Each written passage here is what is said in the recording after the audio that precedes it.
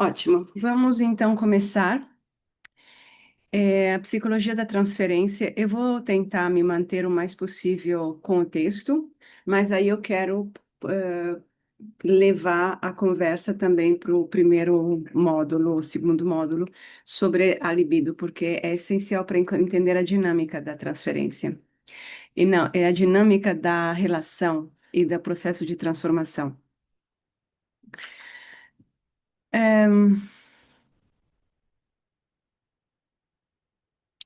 Então. O, o objetivo da análise, assim como o objetivo da alquimia, é a realização da opus. Opus é em latim, quer dizer a obra, né?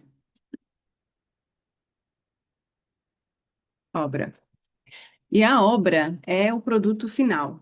E ela, na visão alquímica, ela é fruto de uma união entre o rei e a rainha, que são os dois principais, os dois arquétipos mestres, né? Que sustentariam o inteiro edifício humano, ou seja, o homem e a mulher, o masculino e o feminino, mas não o homem em particular, ou qualquer característica específica do homem ou da mulher, mas o princípio masculino e o princípio feminino. Então, o objetivo da análise é criar essa união. Essa união, é, então, eu quero fazer uma relação, porque a conceito de transferência já foi criado por Freud, não por Jung. E em Freud, a transferência é aquela que o paciente faz com relação ao analista da figura materna ou paterna, que ainda tem. Só que Jung, fiel ao ser Jung, amplifica essa visão para além da mãe e do pai concretos, que também se aplica, continua se aplicando. Ou seja, se você teve um pai autoritário, eh, dogmático, rígido, você pode ter a tendência a projetar na fala do analista, quando o analista dá orientações ou fala de alguns princípios, de algumas teorias, enfim, tem uma conversa um pouco mais genérica e orientadora da vida, você pode projetar em cima do analista a perspectiva de uma imposição de regras, de normas, porque é assim que você vê o princípio masculino, independentemente se o analista é mulher ou homem.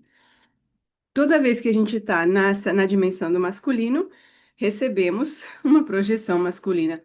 Quando a gente está na dimensão do feminino, recebemos uma projeção feminina. Isso continua se aplicando, por isso que a psicanálise só pode ser um processo em devir. Porque a gente não exclui, é como a bonequinha russa, né? Tem embaixo tem uma e depois tem uma outra maior em cima. Jung amplifica isso porque ele percebe que tem uma conotação maior, que é simbólica.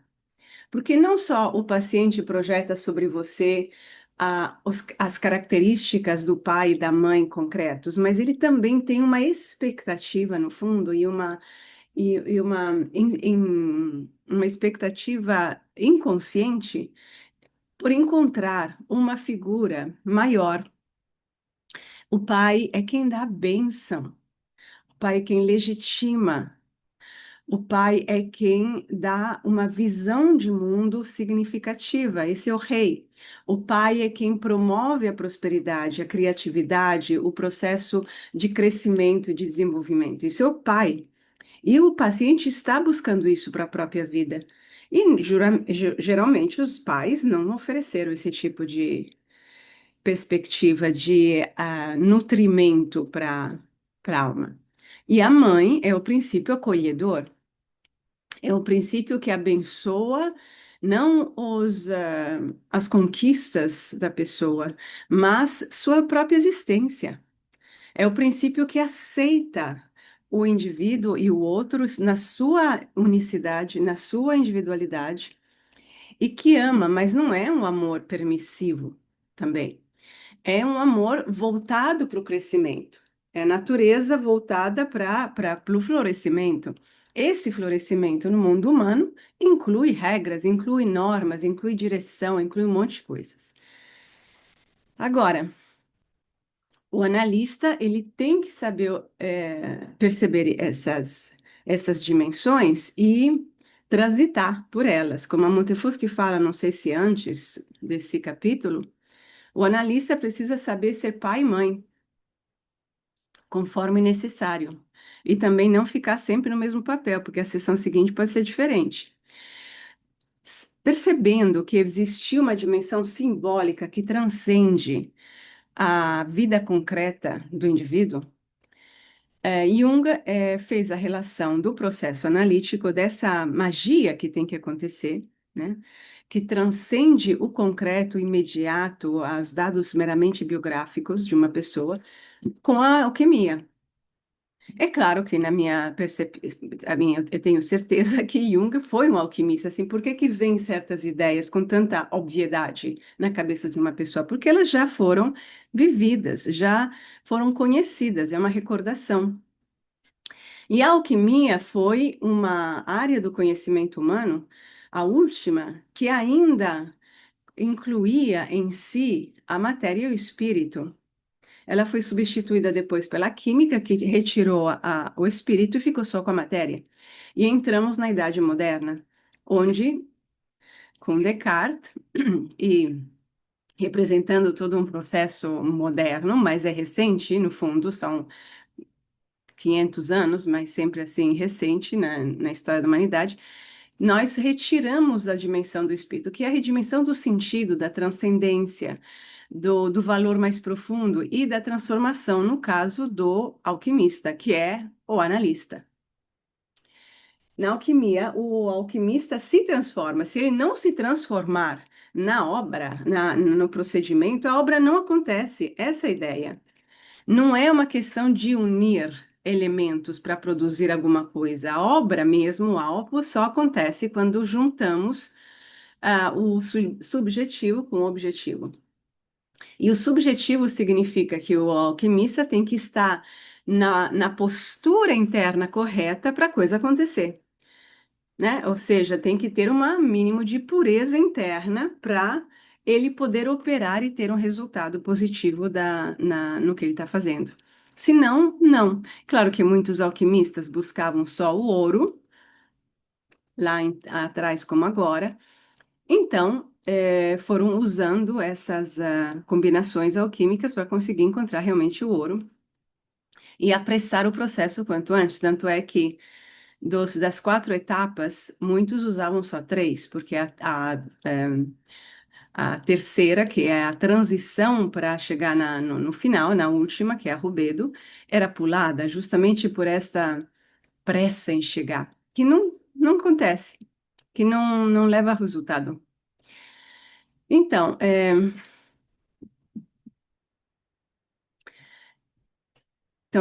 essa é a visão de fundo que tem, de onde Jung parte.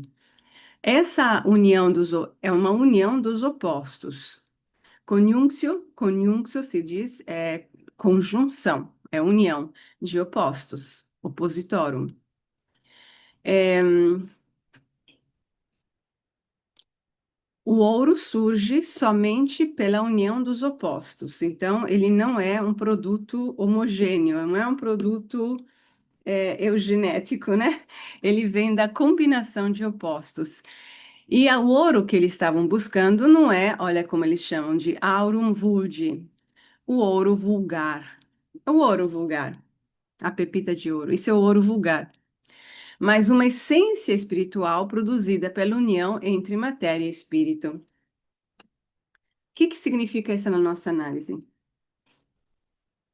Eu estou ampliando, viu? Porque não dá mais para mim ficar só com isso, mas o que significa? Significa que a pessoa vem em análise para resolver, sei lá, que ela foi bullying na escola ou que tem um problema de encontrar trabalho com o marido, com o filho, etc. Ela vem com uma coisa concreta e ela quer resolver isso.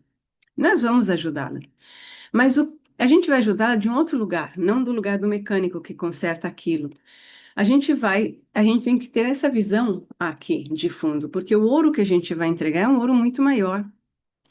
E é um ouro que vem de um processo de elaboração. Por isso que na psicanálise em geral, na verdade, não deveria haver regras, fórmulas, não é feita para ter fórmulas. Não tem a fórmula porque tem um processo interno para acontecer, para chegar àquele resultado, que a gente nem sabe exatamente como que é, não tem como descrevê-lo. Uma pessoa ontem me falou, não sei o que que você fez, que aconteceu isso. Não é que eu fiz, eu sou. É a forma como a gente está na análise, que não pode ser é, construída assim, não é uma postura artificial, é um modo de ser, do qual espontaneamente nascem certos pontos de vista, certas perguntas, certas reflexões, porque foi transformado o interno. Por isso não tem, esse é o ouro verdadeiro. Não é quantos casos de fato você concretizou, porque nessa área os casos que foram resolvidos com fórmula eles voltam a acontecer. É como você curar um câncer com Tilenol mesmo. Não vai, pode ter um alívio momentâneo, mas ele volta. E não simplesmente porque a terapia está errada. É o ponto de vista da terapia que está errado, pela incompreensão da psique, de como a gente funciona, de como funciona tudo isso. Então, Jung percebeu que existia uma semelhança, que aquilo que ele estava fazendo, isso no início da vida dele, né? Apesar que ele passou muitos anos estudando, mas o que estava acontecendo na análise? Como que a gente explica isso? Então, na busca de conhecimento, não sei se foi exatamente o que nasceu antes, a galinha ou o ovo, mas ele encontrou na alquimia uma referência. O texto mais conhecido da alquimia, um dos textos, é esse Rosarium Philosophorum, de 1550, que já estamos próximos aqui da, da Idade Moderna, portanto, do fim da alquimia.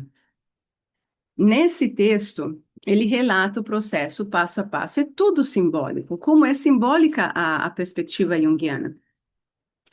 Nele temos é, se conta, né, como o processo parece falar de uma relação de amor. Olha que interessante. Uma relação de amor entre o homem e a mulher, aliás, entre o rei e a rainha, e essa união é o que provoca a transformação. Eles também representam, obviamente, o Sol e a Lua, como simbolicamente em muitas culturas, e quem atua nessa obra é, é, é o alquimista que se chama adepto, com a soror mística, que é uma irmã mística, que é um feminino. Então, ele tem uma assistente. O alquimista tem uma assistente, se bem que o alquimista poderia ser também mulher, mas tem uma assistente que é uma mulher. Portanto, a própria obra é exercitada por um masculino e um feminino.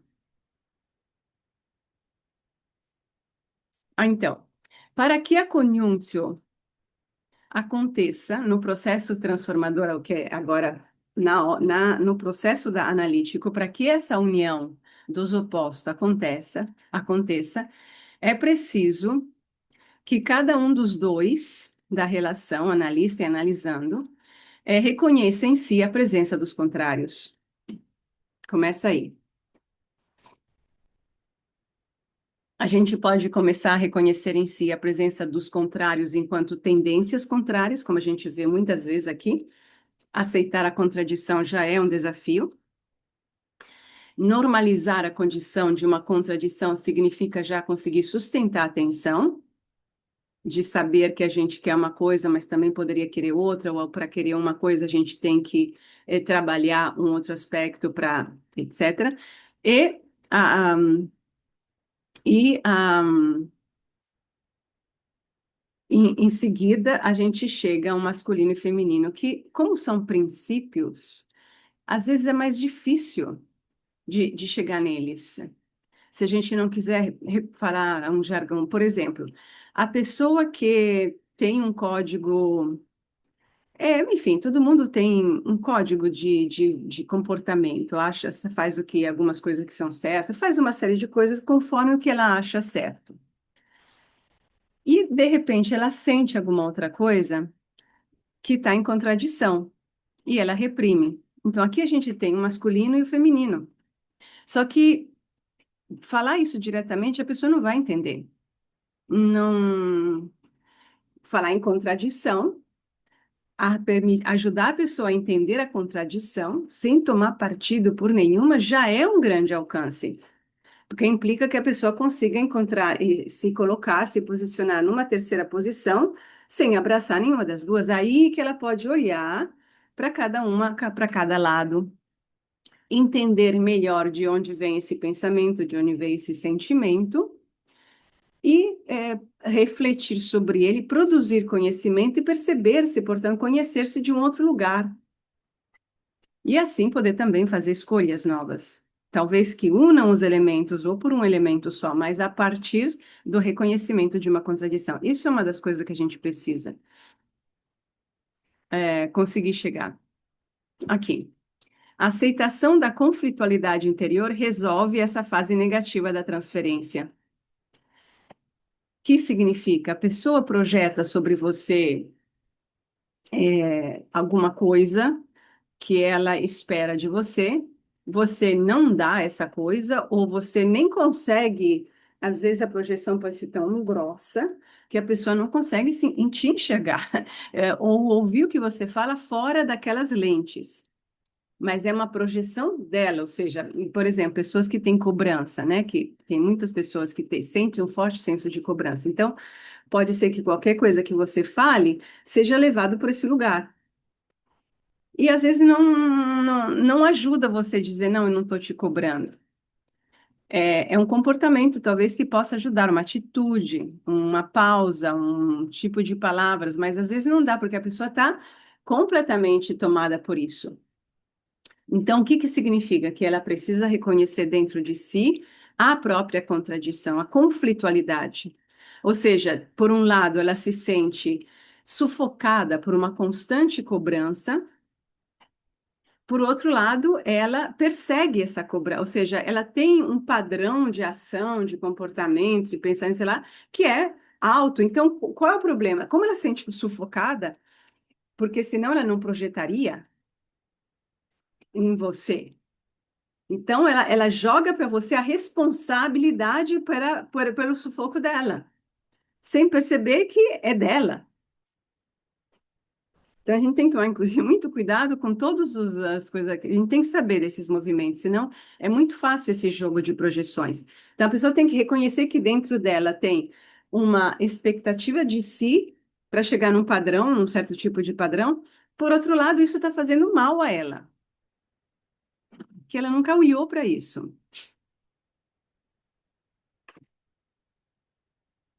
Então, tem sonhos, sonhos de briga, de guerra, etc. A pessoa, para integrar esses conteúdos, deve aprender a dialogar com eles.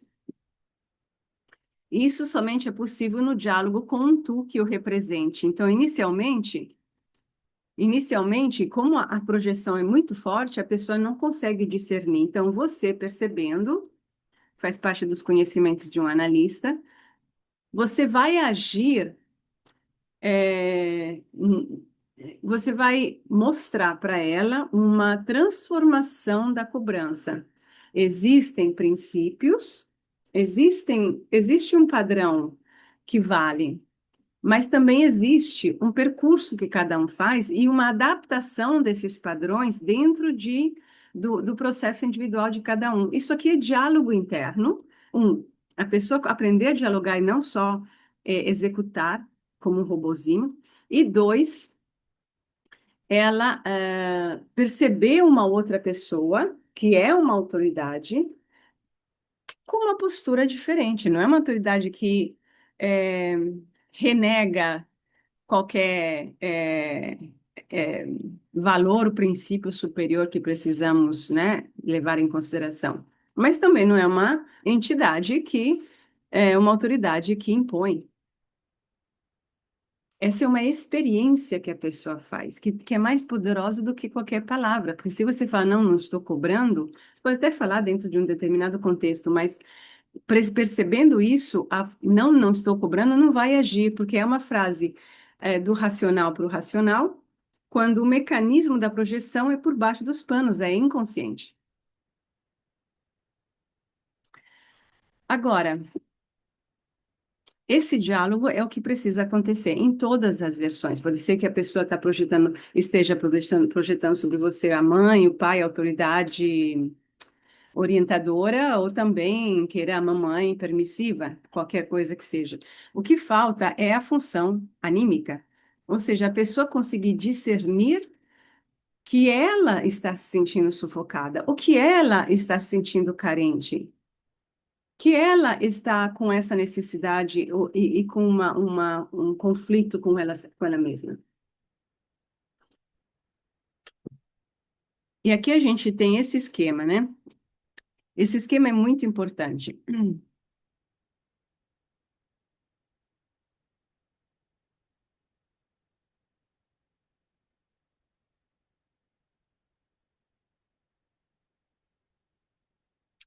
Quando a gente está, então, aqui essa relação, o eixo aqui, o A, é a relação formal, assim, a nossa relação oficial com o outro. Eu estou como analista numa atitude consciente e o outro também está buscando ajuda. E eu estou aqui para ajudar. A minha relação com a minha ânima, minha função anímica, em linguagem de Montefoschi, é consciente. Eu me dou conta do que acontece em mim enquanto eu estou com o outro. Eu me dou conta daquilo que acontece dentro de mim quando eu estou com a pessoa e que é meu, que a pessoa me estimula, que diz respeito a mim, às vezes só a mim, outras vezes que eu reconheço em mim que também está na pessoa e outras vezes que é da pessoa.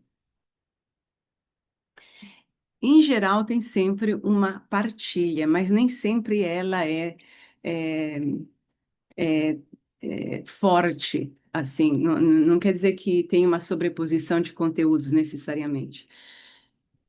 Então, por isso que esse círculo está branco, porque ele está consciente. Eu estou aqui. A ânima ou ânimos, por que que tá ânima ou ânimos? Porque depende, como eu sou mulher, mas se eu estou na postura do masculino, a minha função anímica aqui é porque é originariamente no pensamento junguiano, que sou mulher, tenho ânimos atrás, sou homem, tenho a ânima atrás. Para o paciente, essas outras funções que abrem o contato com o inconsciente não estão conscientes, por isso que eles também, por isso ele tem dificuldade. Por isso que está marcado assim.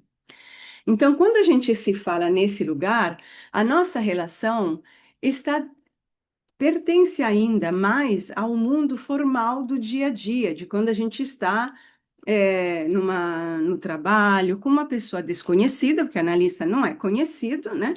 E que porém, tem uma relação amistosa com você. Então, a pessoa que chega, quando a gente conversa nesse lugar, a gente está vestidos com o nosso modo de ser que a gente usa quando a gente está diante de uma pessoa do bem, mas que a gente não conhece. Então, a gente não expõe tudo e se expõe uma coisa, depois fica observando, mantém uma certa desconfiança, enfim, a gente está vestidos, mantém o uniforme que a gente usa todos os dias, é a persona.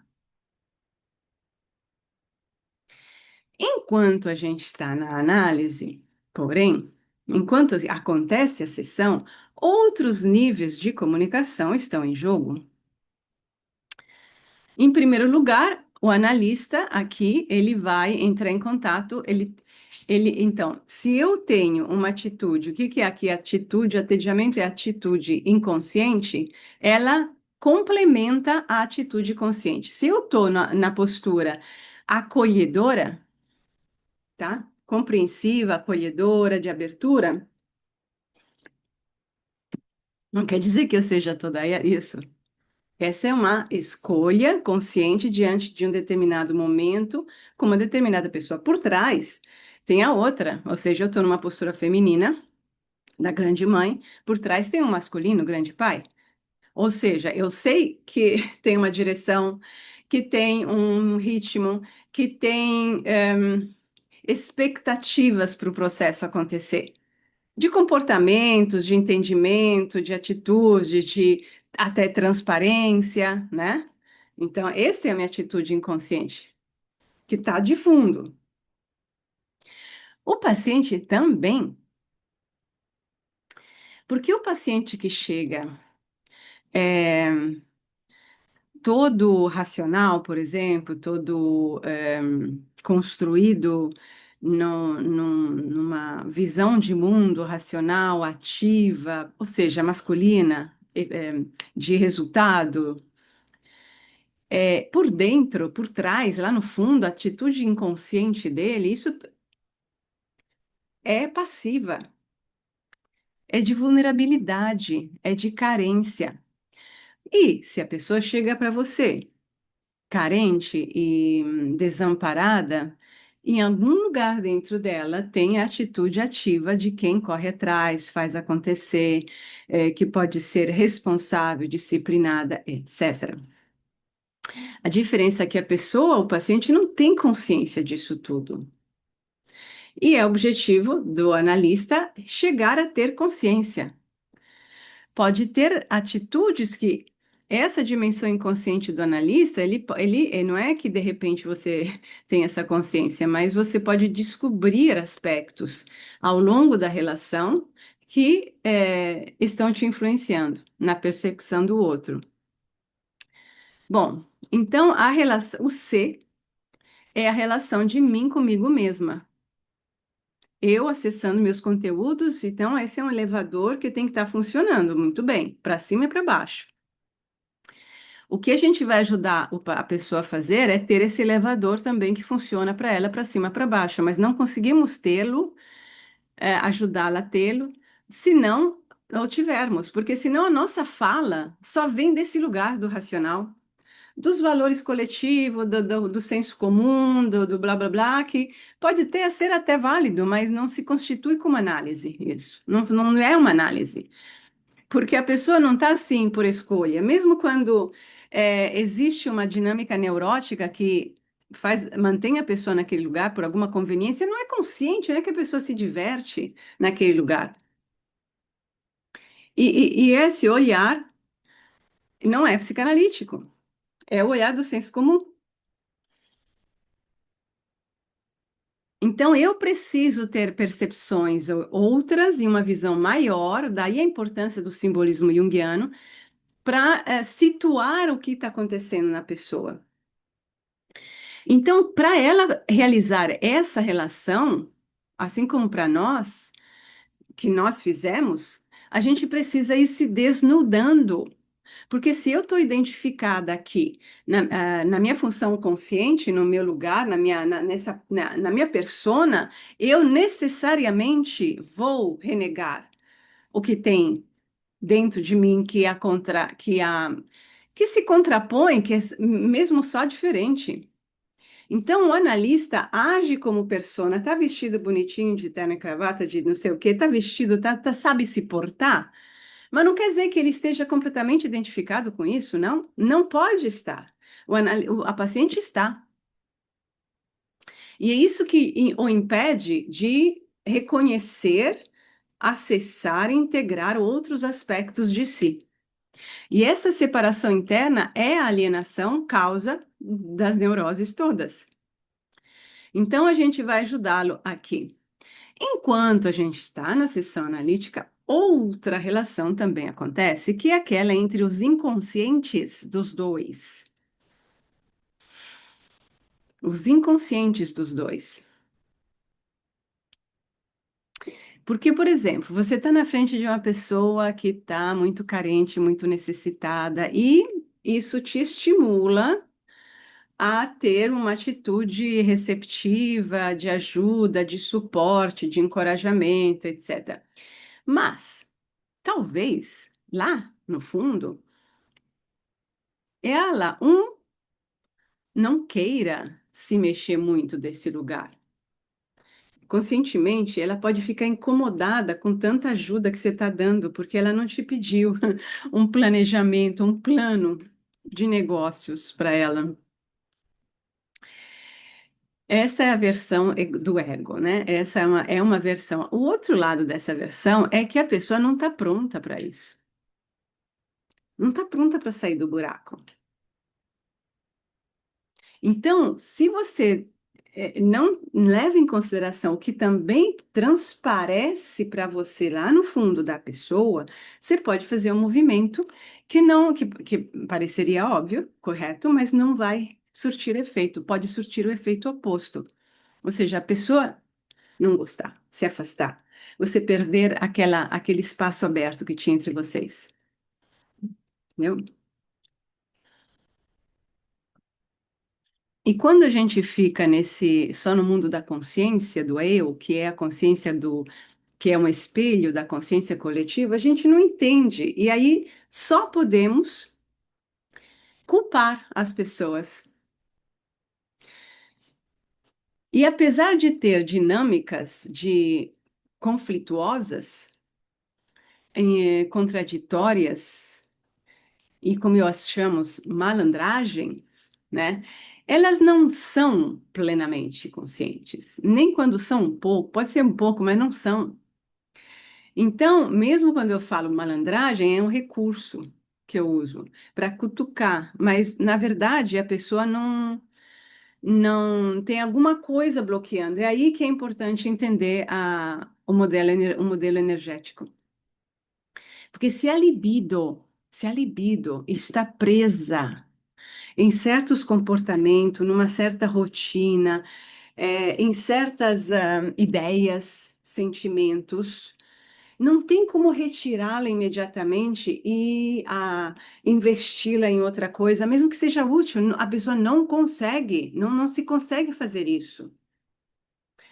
Imaginem um sangue que penetra em todas as partes do corpo, não tem como você tirar e pegar e colocar em outro lugar. Então, a reação da pessoa vai ser assim, ela vai se sentir, é demais, vai se sentir meio que violada. Pode não falar isso, mas ela vai se sentir forçada a fazer uma coisa que ela não tem preparo. Então, tem um lado da consciência, por assim dizer, o mais do ego, em que a pessoa pode se sentir que não quer, assim, não se identifica. Mas isso vem porque lá no fundo, num plano mais profundo, mais inconsciente, na dinâmica energética, a libido está toda lá. E muitas vezes são rotinas, são trajetos, não trajeto, percursos, circuitos da libido que mantêm a estrutura da pessoa de pé. E se você tirar de repente, ela não sabe como se viver, como que ela vai fazer.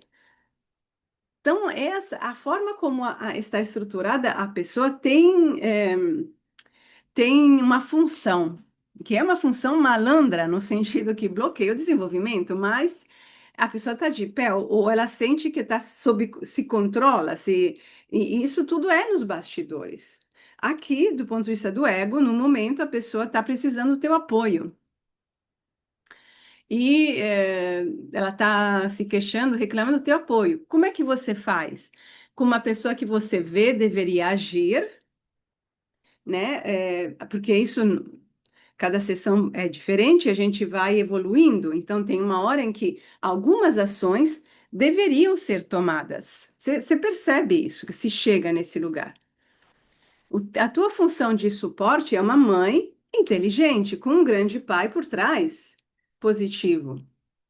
Então, o teu suporte não é um suporte de coração sangrando da Virgem da Piedade, chorando as mágoas, não. É um suporte sóbrio. Porque essa tua postura já está comunicando, sem falar uma palavra para a pessoa, que você está com ela, mas você não está comprando, como se diz em português, você não está aderindo a toda a história. Não porque você acha que ela seja uma mentirosa, mas porque você vê que tem mais, inclusive capacidade dela. Porque o nosso processo é um processo em que a gente tem que trabalhar juntos com o outro. Se o outro não estiver conosco, não funciona. O objetivo final da análise é quando os dois, você vê aqui são as setas, é porque é premissa, né? As comunicações são dos dois lados. Então, tanto eu inconscientemente passo quando eu me solidarizo com sobriedade, sem, né, entrar demais, mantenho uma sobriedade, eu estou transmitindo alguma coisa por baixo para a pessoa. A pessoa também está transmitindo alguma coisa por baixo, ou seja, inconscientemente para mim, sem precisar falar uma palavra. Talvez seja me convencer da inevitabilidade do desespero dela, ou me manter à distância. Não chegue perto demais. Aqui, eu, a minha consciência, eu entro em contato, eu olho, tipo, o que está acontecendo? Assim como o que está acontecendo lá de baixo me atinge. E eu preciso tá consciente disso. Ou seja, eu posso estar sendo estimulado, eu posso receber da pessoa um sinal, uma coisa que eu considero um sinal, muito diferente do que eu esperaria. E eu preciso saber, você precisa estar atenta a isso enquanto eu estou falando com a pessoa. Ok. A mesma coisa acontece do outro lado. Essas setas aqui, oblíquas, é a relação, é quando, então, a minha postura, quando eu conscientemente escolho, deixa eu corrigir uma coisa, a minha influência inconsciente sobre a pessoa, sem a minha, sem que eu faça nada, vem, por exemplo, de como eu ajo, de como eu sou, que leva a como eu ajo. A forma como eu me porto, como eu falo, eu já transmito muita coisa, como com todo mundo, todo mundo. Isso já dá sinais. Agora, quando eu mantenho a minha sobriedade em relação ao sentimento ou a um pensamento, eu estou fazendo um comunicado que atinge aqui, porque aqui, por exemplo, tem um pedido de socorro, ou tem até uma vontade de domínio, muito como isso aqui acontece também. Então, eu percebendo isso, eu percebendo uma fala, eu percebo um outro sabor, uma outra coisa acontecendo aqui. Então, a minha reação, a minha ação, aliás, tem que levar em consideração esses dois lugares, porque eu estou falando com esses dois lugares. Quando as duas pessoas conseguem estar minimamente, suficientemente, quero dizer, conscientes do que dessa transição interna, desse diálogo, esse aqui é o diálogo interno, sem freá-lo, sem inibi-lo, e conversam e chegam nesse ponto E. Esse ponto E é a opus, é a realização da obra alquímica, da obra analítica. Quando as duas pessoas transcenderam a divisão interna, né, a dicotomia interna entre masculino e feminino, conseguem pensar e sentir e refletir sobre tudo isso e produzir juntas um conhecimento novo. Agora vamos ver como isso se manifesta. Agora, voltando, para chegar nisso, precisamos, e é por isso que a análise demora, mas qualquer processo psicológico real demora. Porque a libido, sem a libido, nós não temos força de vontade, perseverança, constância, não chegamos, não vamos a lugar nenhum. E se a libido encontra seu valor e seu sentido e está presa há muito tempo em determinados comportamentos, escolhas, atitudes, modos de ser, que são prejudiciais, e você vê, Não tem como você transitar, fazer essa transição. Como é que a libido é transformada? Sim, é pelo símbolo, como a gente viu, mas na prática, além do símbolo que aparece nos sonhos, e para aparecer, já temos Não basta ele aparecer, ele precisa permanecer vivo. Mas é a tua atitude, é como você administra a sessão, é a relação com você que faz com que novos valores apareçam e sejam atraentes. É. Então, na obra alquímica, a gente tem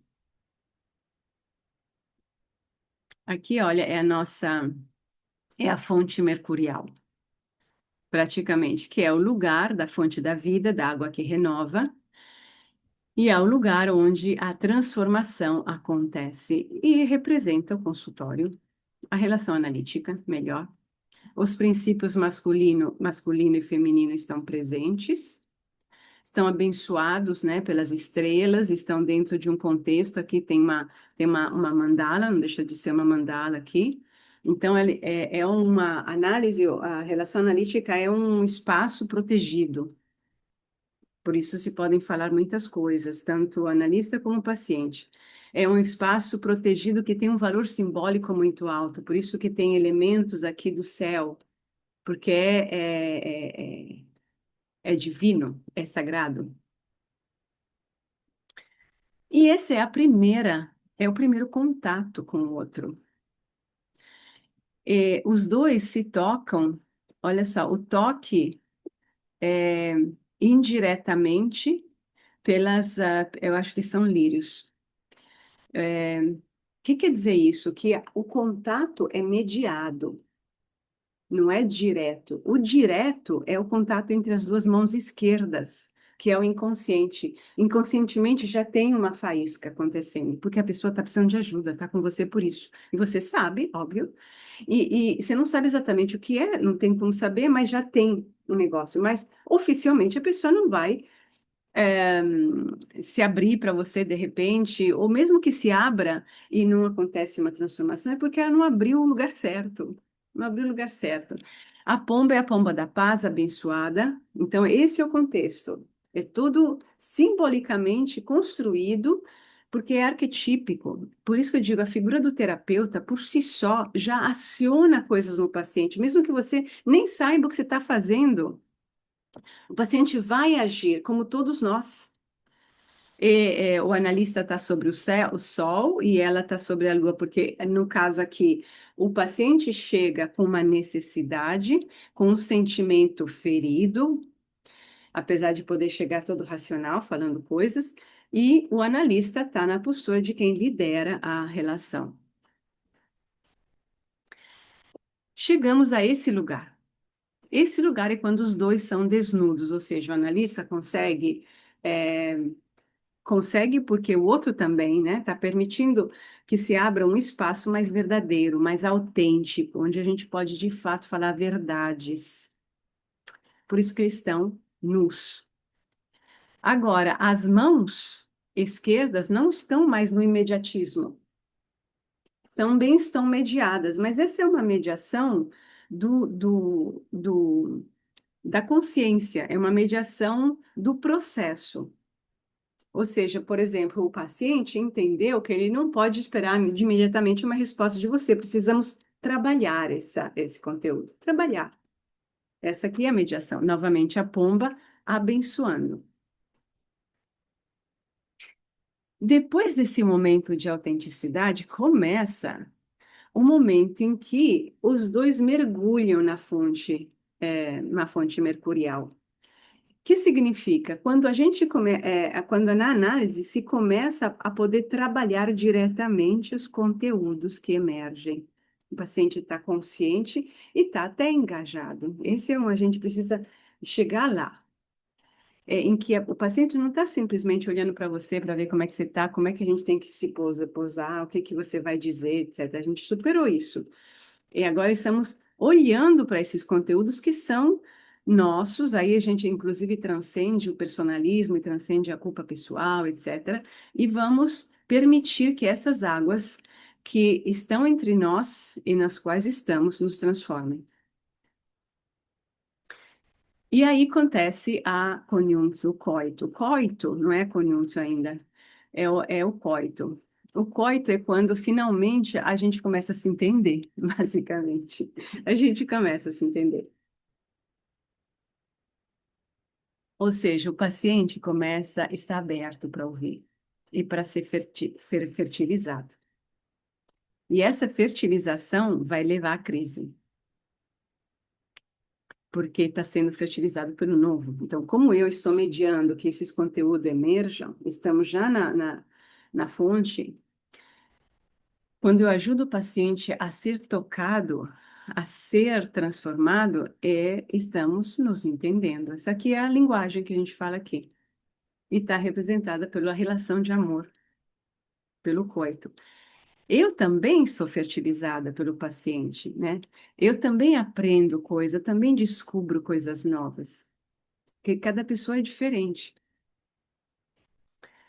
Mas a transformação real está acontecendo, é uma transformação a minha, mas justamente como analista eu estou mais adiante, então a transformação real é do paciente, é para ele que vai ser uma outra coisa, uma mudança de identidade.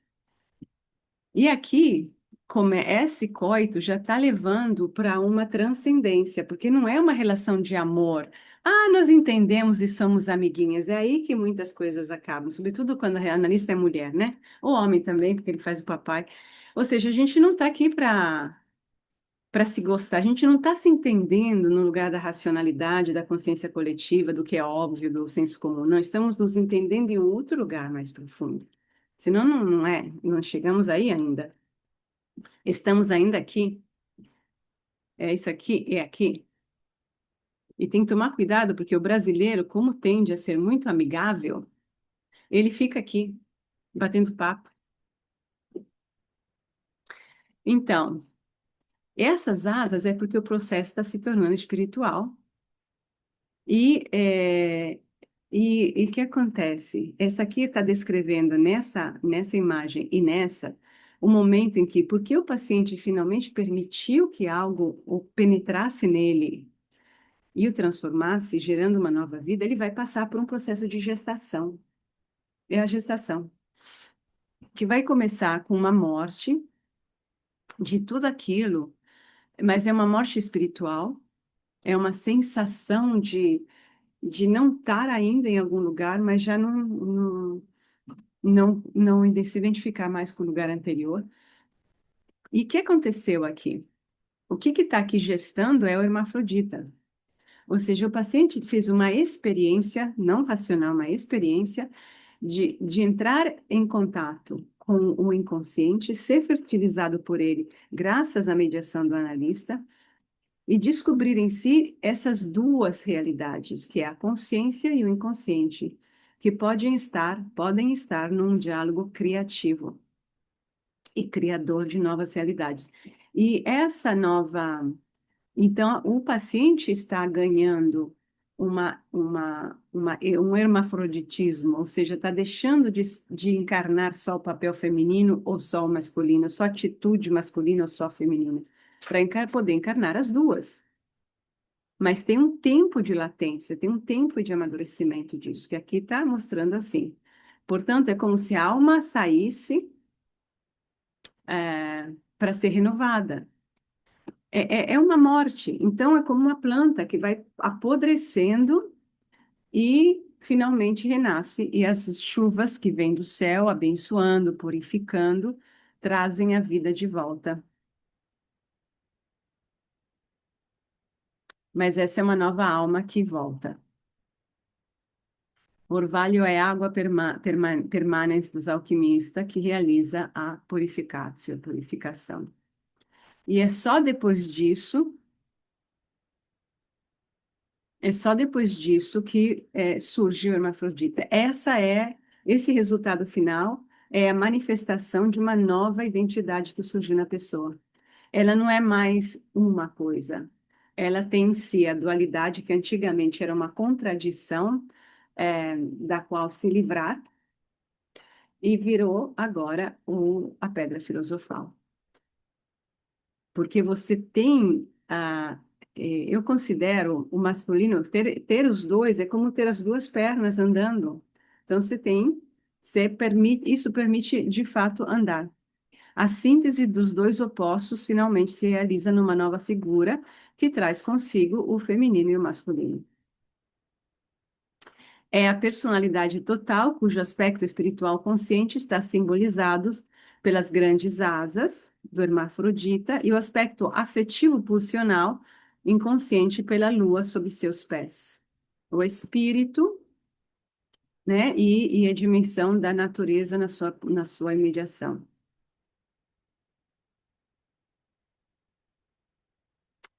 É, voltando à questão da energia, da libido. Para a gente chegar aqui, a gente tem que reconfigurar o sistema interno. Porque a pessoa que está acostumada a. A pessoa que faz a análise, está aqui, faz a análise, está nesse lugar. Quantas pessoas fazem análise, mas, na verdade, elas nunca saem desse lugar. Porque elas estão. É um proforma, é uma formalidade. Elas nunca se desnudam. Às vezes se desnudam até, ou seja, conseguem ser mais autênticas, a chorar um choro verdadeiro, dizer algumas verdades que estão incomodando há muito tempo, mas não chegam aqui porque para chegar aqui, você tem que ter canalizado, enquanto isso, para chegar aqui, a tua libido para as coisas que importam, inclusive as tuas. Se você no teu dia a dia continua investindo a tua atenção, o teu tempo, com coisas que vão na direção contrária a este processo interno, você vai continuar fazendo análise superficialmente. E por isso, é uma reconfiguração do sistema, porque quando a libido está dispersa em outras coisas, tomada, e a pessoa não se dá conta dessa dicotomia interna, ela só vai em análise assim, e ela nunca está inteira. Uma parte dela está longe, está em outro lugar, ela às vezes nem se dá conta. Ou algumas análises só funcionam assim, e isso significa quando você, por exemplo, ajuda a pessoa a resolver alguma coisa. É uma coisa concreta, né? Tipo um TCC da vida, né? Uma análise comportamentalista, cognitivo-comportamental. Aqui estamos também no mesmo plano, podemos ajuda a ter um resultado um pouco melhor, que aqui mais ou menos a gente está no coaching quase. É, mas esse movimento na imersão na água, ou seja, os dois, isso significa que o analista também tem que se entregar ao processo, porque ele não sabe, ele pode ter ideias, conhecimento, experiência, mas você não conhece aquela pessoa. Você tem que entrar com ela na água, sentir a água que é dela também, além da tua. Tem uma combustão aí, uma energia que se troca entre os dois. Isso exige uma entrega do analista e uma entrega da outra pessoa. Para que essa entrega aconteça, como a gente viu em algum momento a Montefoschi fala, o analisando, eles têm que estar investido na análise. Ele não pode, por exemplo, fazer análise e depois fazer várias outras terapias ao mesmo tempo, porque a análise é só um das mais objetos de consumo do autoconhecimento, por exemplo. Ou não pode fazer análise e depois continuar a vida dele normal, como se nada fosse, porque para que está fazendo? Para dizer que faz? Para confirmar que não tem jeito? Para agradar alguém? Então, essa é a coisa. Então, isso aqui requer uma entrega. Eu tenho que sentir o outro, em outro lugar que não é o meu racional, para de fato ajudá-lo.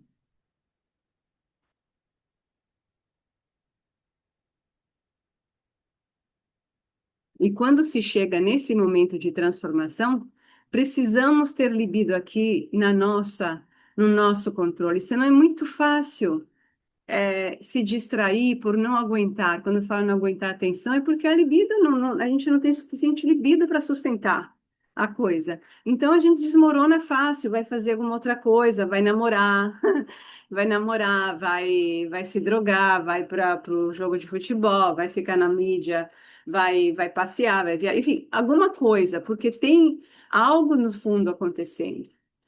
Então, não é que você não possa fazer outra coisa, mas fazer outra coisa para fugir, não pode. Senão, você está sabotando o processo. E isso é complicado porque quando a pessoa já foi tocada, não tem como voltar atrás. Temos que completar o processo. Senão era melhor ficar lá, vestidões e prontos. Então, aí tem essa, como eu falei, a gestação e etc. Tá bom, eu terminei. É, olha só, Esculápio, filho de Apolo, o curador, o símbolo arquetípico do curador é um médico divino que carrega em si o mal que cura. É isso. O famoso Quiron era um centauro, ele tinha uma ferida na coxa, né? Então, somente quem sabe da própria ferida, quem tem uma ferida, sente a própria ferida, está em contato com o próprio sangue, pode de fato curar o outro. Esse é o poder divino da cura. E também representa aqui, a Montefossi acrescenta o aspecto curador da neurose do outro. A neurose é uma ferida que carrega em si o poder de curar a pessoa que a carrega. Então, ela tem um valor positivo. Algo, comentários? Sim. É, eu queria saber, Adriana, volte e meia passa pela minha cabeça de que a pessoa tem que estar entregue e focada. Requer uma entrega, como você disse. Mas fica a dúvida, se a pessoa chega nisso, tem concorda em iniciar o processo. Mas aí vamos supor que ela encontra uma coisa que ela não sabia ou não quer, tem uma resistência. Isso é o que leva à neurose, como diz Jung. Ou não. Não, a neurose já estava lá. Quando encontramos a resistência, é porque encontramos a neurose. Esbarramos. Ah, E a gente não derruba a neurose, a gente não ataca a neurose. A neurose é o processo, faz parte do estar no processo. Então a gente tem que ir conhecendo como funciona, o que que tá, como que é. A resistência não é para ser derrubada. Tem momentos raros, né, em que, mas isso depois de um tempo, você pode, tipo, colocar um pouco mais as coisas em claro, como assim, né? Você pode falar, mas a ação que a gente faz é uma ação despersonalizada. Você não tem que ter interesse pessoal na coisa. Então, você pode dizer, mas peraí, mas e isso, né? E aquilo. Mas sabendo que a neurose, você não acaba com a neurose assim. Ela é uma estrutura que prende a libido. E ela é forte para ter se mantido tanto tempo, porque ela serve ao equilíbrio psíquico. A pessoa está acostumada a se ver assim. mas uma vez que é identificada essa neurose que faz parte do processo, outras podem Hum, surgir ou não tem nada a ver? Porque como se inicia o processo, identifica aquela, é como se fosse uma prevenção ou é uma só. Não, é uma só com muitas expressões. Ah, tá. A neurose é Tá. uma solução encontrada quando não tinha soluções reais e se mantém, porque às vezes a solução real demanda muito esforço, a pessoa não quer fazer, a pessoa não pode, enfim, várias razões.